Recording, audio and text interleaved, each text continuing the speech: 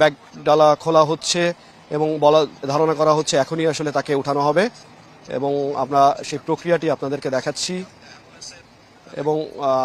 Doctor এই যে দেখতে পাচ্ছেন ওসমান হাদিকে অ্যাম্বুলেন্স থেকে এয়ার অ্যাম্বুলেন্সে তোলা হচ্ছে খুবই সতর্কভাবে এবং ডাক্তারি প্রক্রিয়ার মাধ্যমে খুবই সতর্কতার সাথে।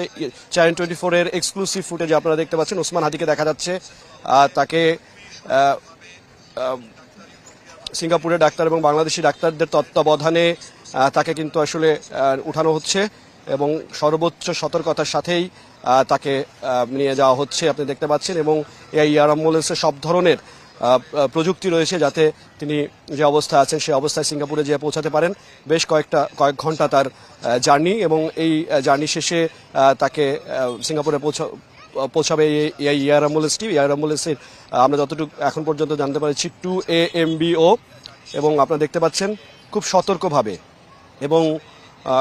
খুব বলা যেতে পারে যে দেশি এবং বিদেশি ডাক্তারদের সমন্বয়ে তাকে তোলা হচ্ছে এয়ার অ্যাম্বুলেন্সে। আপনারা দর্শকদের উদ্দেশ্যে একটু জানিয়ে রাখি, গত শুক্রবার ওসমান হাদিকে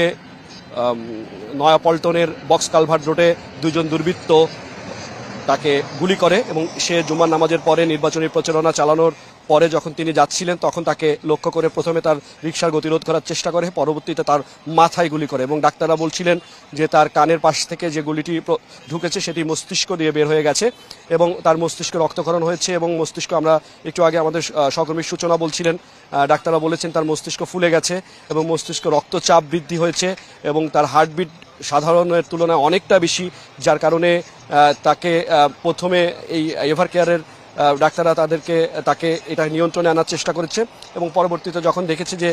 না আরও উন্নত চিকিৎসা প্রয়োজন তখন কিন্তু তারা এই প্রক্রিয়া এবং এই পদক্ষেপ নিয়েছে যে দ্রুত তাকে সিঙ্গাপুরে নিয়ে যাওয়া হবে। এবং গতকালকে সিদ্ধান্ত হয়েছে আজকে সকালে 11:30 এয়ার অ্যাম্বুলেন্স এসেছে এবং এয়ার অ্যাম্বুলেন্সে থেকে তারপর তাকে এয়ার অ্যাম্বুলেন্সে আসার পরে ডাক্তার এবং নার্স দুজন এসেছেন সিঙ্গাপুর থেকে এয়ার অ্যাম্বুলেন্সে। তারা সব কিছু বুঝে নিয়ে তারপর 1:30টার কিছু আগে তাকে নিয়ে আসা হচ্ছে। আপনারা দেখতে পাচ্ছেন অ্যাম্বুলেন্স থেকে এয়ার অ্যাম্বুলেন্সে ওঠানো হচ্ছে ওসমান হাদিকে এবং দেশি বিদেশি ডাক্তারদের সমন্বয়ে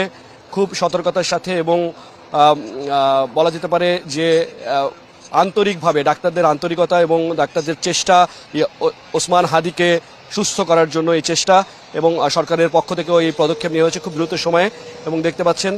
যে ওসমান হাদির উপরে যেই নেক্কারজনক হামলা এবং সন্ত্রাসী হামলা, সেই হামলার পরিপ্রেক্ষিতে ওসমান হাদি তিনি মৃত্যুর সাথে পাঞ্জা লড়ছেন দুদিন ধরে, গত শুক্রবার, আজকে রবিবার, সোমবার,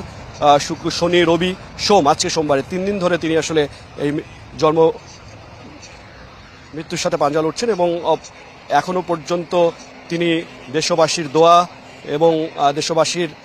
ভালোবাসায় তিনি চেষ্টা করছেন এবং ডাক্তাররা চেষ্টা করছেন তিনি যাতে ওসমান হাদি সুস্থ হয়ে আসেন। এবং দেখতে পাচ্ছেন যে ওসমান হাদিকে এয়ারক্রাফটে ওঠানো হয়েছে 2AMBO এয়ারক্রাফট, সিঙ্গাপুরের এয়ার অ্যাম্বুলেন্স, এবং আর কিছুক্ষণের মধ্যে এয়ার অ্যাম্বুলেন্স থেকে এয়ার অ্যাম্বুলেন্স উড্ডয়ন করবেন।